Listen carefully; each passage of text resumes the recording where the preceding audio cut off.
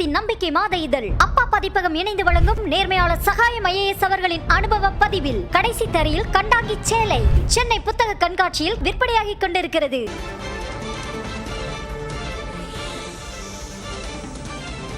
அண்மை செய்தியை தொடர்ச்சியாக பார்த்து வருகிறோம். ஈரோடு கிழக்கு இடைத்தேர்தலை அதிமுக புறக்கணித்திருப்பதாக அறிவிப்பு வெளியாக இருக்கிறது. தற்போது அங்கிருந்து நமது செய்தியாளர் சந்தானம் இணைகிறார். சந்தானத்திடம் நேரடியாக கேட்கலாம். சந்தானம், ஈரோடு கிழக்கு தொகுதியில போட்டி இல்லை அப்படின்னு சொல்லி அதிமுக சார்பா அறிவிப்பு வெளியாக இருக்கிற அந்த மாவட்ட செயலாளர் கூட்டத்தில் வேற என்னென்ன விஷயங்கள்லாம் விவாதிக்கப்பட்டது, அது தொடர்பான விவரம்?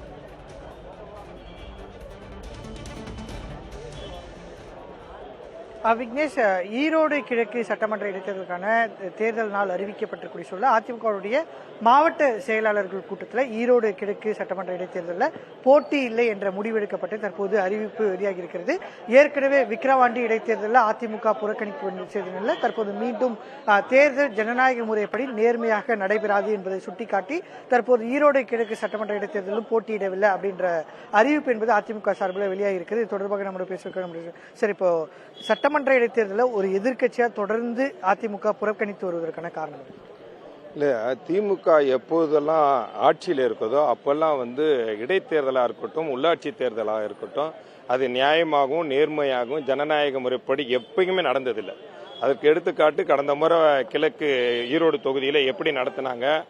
மக்களை பட்டி தொட்டியெல்லாம் அடைச்சி வச்சு ஒவ்வொருத்தருக்கும் தினம் ஆயிரக்கணக்கில் பணத்தை கொடுத்து 300 கோடி ரூபாய் செலவு செய்து அந்த தேர்தலை நடத்தி அதை வெற்றி கண்டதா அவங்க இருமாப்பு கொண்டாங்க.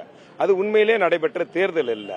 அதே போல கடந்த காலங்களில் திமுக ஆட்சியின் போது உள்ளாட்சி தேர்தல் நடக்கும்போது அன்றைக்கு நீதிபதிகள் என்ன சொன்னாங்க, இது ஒரு அராஜகமான தேர்தல் சொல்லி அந்த தேர்தலை ரத்து செய்தார்கள்.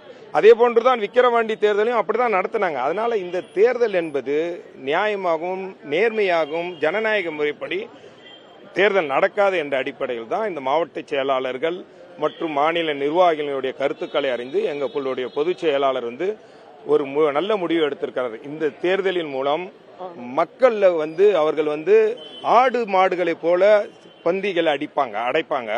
அதனால தேர்தல் சரியான முறையில் நடக்காது, இதன் மூலம் ஜனநாயகத்தை நிலைநாட்ட முடியாது என்ற அடிப்படையில் ஒரு நல்ல உறுதியான தெளிவான மக்களுக்கான முடிவை எங்களுடைய பொதுச் செயலாளர் எடுத்திருக்கிறாரு. காரணம் என்னென்று பாத்தீங்கன்னா, இன்றைக்கு தமிழ்நாட்டில் நடக்கக்கூடிய ஆட்சி மக்கள் விரோத ஆட்சியா இருக்கு. இன்றைக்கு சட்டம் ஒழுங்கு எந்த அளவுக்கு கெட்டு போயிருக்குங்கிறது நல்லா வெட்ட வெளிச்சமாக இருக்குது. எங்கு பார்த்தாலும் கொலை. இன்றைக்கு விலைவாசி உயர்ந்து மக்கள் மிகப்பெரிய அளவில் பாதிக்கப்பட்டிருக்கிறாங்க. இன்றைக்கு சொத்து வரி உயர்ந்திருக்குது, பத்திரப்பதிவு கட்டணம் உயர்ந்திருக்கு, மின்சார கட்டணம் உயர்ந்திருக்கு. அண்ணா பல்கலைக்கழக மாணவி பாலியல் வன்கொடுமையில திமுகவினுடைய பிரம்புகர் ஈடுபட்டிருக்கிறாரு. அந்த சார் யாருன்னு பார்க்கும்போது அந்த சாரும் ஒரு முக்கியமான திமுக புள்ளியா இருக்கிறாரு. இதெல்லாம் எங்களுடைய பொதுச் செயலாளர் எடப்பாடியார் சட்டமன்றத்தில் பேசணும்போது அதற்கு அவங்களுக்கு பதில் சொல்லவே முடியல. அதே நிலையில தான் மக்களும் இருக்கிறாங்க. இந்த ஆட்சி எப்படா போகும், விடியாத இந்த விளங்காத ஆட்சி போனாதான் மக்களுக்கு ஒரு நல்லாட்சி எப்ப பிறக்குங்கிற நிலையில மக்கள் இருப்பதனால இந்த ஆட்சி இடைத்தேர்தல் எல்லாம் மக்களுக்கு முக்கியமானதில்ல. வரக்கூடிய 2026ஆம் ஆண்டு நடக்கக்கூடிய அந்த பொது தேர்தலில் மக்கள் சரியான பாடத்தை இந்த விடியாத அரசாங்கத்துக்கு கொடுப்பாங்க. மேம், இப்போ திமுக மீது பல்வேறு குற்றச்சாட்டுகளை அதிமுக தொடர்ச்சியா வச்சிட்டு இருக்கு. இந்த குற்றச்சாட்டுகள்லாம் பதில மக்கள் தான் தரணும் தேர்தல் மூலமா. அப்படி ஒரு நல்ல வாய்ப்பு ஈரோடு கிழக்கு அதிமுக தொடர்ச்சியா வெற்றி பெறக்கூடிய ஒரு தொகுதி. அப்படி இருக்கும்போது இந்த தேர்தலை புறக்கணிக்க வேண்டிய சூழல் எங்க இருக்கு? தொடர்ந்து தோல்விகள் அதிமுக சந்திக்கிறதுனால மீண்டும் ஒரு தோல்வி வேண்டாம் அப்படின்றதால புறக்கணிச்சிருக்கீங்க. நிச்சயமா அப்படி கிடையாது. நீங்க சொல்ற மாதிரி மக்கள் பதில் சொல்ல தயாராக இருக்கிறார்கள்னா பதில் சொல்ல தயாராக இருக்கிறார்கள். அது எப்போதுன்னா மக்களின் பதில் உண்மையான பதிலாக பிரதிபலிப்பது பொது தேர்தலில் தான். அதுல போட்டியிடுறதுன்றதுதான் அனைத்து இந்திய அண்ணா திராவிட முன்னேற்றத்தின் நோக்கம். அதுதான் மக்களின் கருத்தாகவும் எண்ணமாகவும் இருக்கும். ஏன்னு பாத்தீங்கன்னா, சென்ற முறை ஈரோடு கிழக்கு தொகுதியாக இருக்கட்டும், அதுக்கப்புறம் இப்போ முதல்ல நம்மளுடைய EVKS இளங்கோவனுடைய அவர்களுடைய மகன் இருந்தார் இல்லைங்களா, அப்போ எம்எல்ஏவா இருந்தபோது அதற்கப்புறம் நடந்தது இல்லைங்களா, EVKS அவர்கள் போட்டியிட்ட போதும் சரி, அதற்கப்புறம் நடந்த விக்கிரவாண்டி தேர்தலாக இருந்தாலும் சரி, இப்போது நடைபெற போகின்ற தேர்தலாக இருந்தாலும் சரி, அங்கெல்லாம் பொறுப்பாளராக இருந்த நீங்க ஈரோடு தேர்தலே பார்த்திருப்பீங்க. பொறுப்பாளராக இருந்த செந்தில் பாலாஜி அங்கே ஒரு பட்டி ஃபார்முலான்ற ஒரு புது ஃபார்முலாவை அறிமுகப்படுத்தினாரு.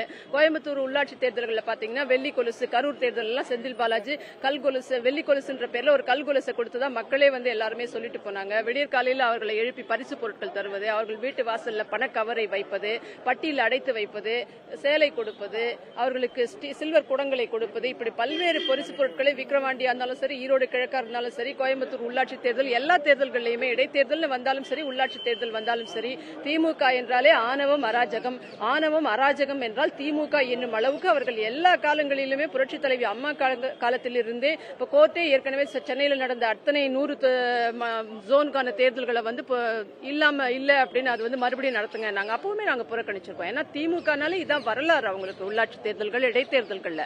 அதே போல பாத்தீங்கன்னா சென்ற இந்த ஆட்சி வந்த பின்னாடி நடைபெற்ற 2 இடைத்தேர்தல்களையுமே பாத்தீங்கன்னா இந்த பரிசு பொருட்கள் மக்களை மிரட்டுவது இது இல்லாம மக்களை ஒரு இடத்தில் அடைத்து வைத்து அவர்கள் வீடுகளுக்கும் சென்று இவங்க திமுக நிர்வாகிகள் முன்னால் இன்னைக்கு இருக்கக்கூடிய அமைச்சர்கள் எம்எல்ஏக்கள் என்ன சொல்றாங்கன்னா, எங்களுக்கு வாக்களிக்கவில்லை என்றால் நீங்க வந்து உங்களுக்கு இங்க நாங்க தர நலத்திட்ட உதவிகள்லாம் கட்டாயிடும், முதியோர் உதவித்தொகை எல்லாம் கட்டாயிடும் அப்படின்னு அரசு தரக்கூடிய மக்கள் வரிப்பணத்துடைய திட்டங்களை கட் பண்ணிடுவோம் மிரட்டுவாங்க. அதனால அவர்கள் வந்து மிரட்டி வாக்குகளை வாங்குகிறார்கள். தேசத்தின் நம்பிக்கை மாத இதழ் அப்பா பதிப்பகம் இணைந்து வழங்கும் நேர்மையாளர் சகாயம் ஐஏஎஸ் அவர்களின் அனுபவ பதிவில் கடைசி தரையில் கண்டாங்கி சேலை சென்னை புத்தக கண்காட்சியில் விற்பனையாகிக் கொண்டிருக்கிறது.